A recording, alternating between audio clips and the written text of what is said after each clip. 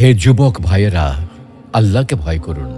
ওই ভয়াবহ দিবসের কথা স্মরণ করুন, যেদিন আপনার জীবনে সব সুখ ও আনন্দ বিলাসকে ধূলিসাৎ করে দেবে। সেই দিনের কথা স্মরণ করুন, যেদিন আপনি হবে নির্জন কবরের একা বাসিন্দা। সেদিনের কথা স্মরণ করুন, যেদিন আপনার সন্তান সন্ততি, স্ত্রী, পরিবার, আত্মীয় স্বজন, পাড়া প্রতিবেশী, ধন সম্পদ, বন্ধু বান্ধব সব কিছু থেকে আপনি বিচ্ছিন্ন হয়ে যাবেন। কবরের সংকীর্ণতা ও ঘুটঘুটে অন্ধকারের কথা কি আপনার একবারও মনে পড়ে না? কবরের বিভীষিকাময় ও ভয়ঙ্কর অবস্থা কি আপনার স্মরণ হয় না? কবরের শাস্তির ভয় কি আপনার অন্তরাত্মা প্রকম্পিত হয় না?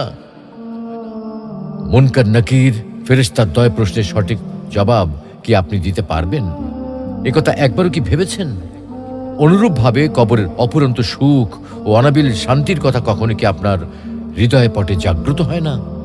তাই বলছি, হে যুবক ভাইয়েরা, আর দেরি না করে দ্রুত ছুটে আসুন মহান আল্লাহ রাব্বুল আলামিনের বিশাল ক্ষমার দিকে, মহান আল্লাহ রাব্বুল আলামিনের রহমতের দিকে, মহান আল্লাহ রাব্বুল আলামিনের অনুগ্রহের দিকে।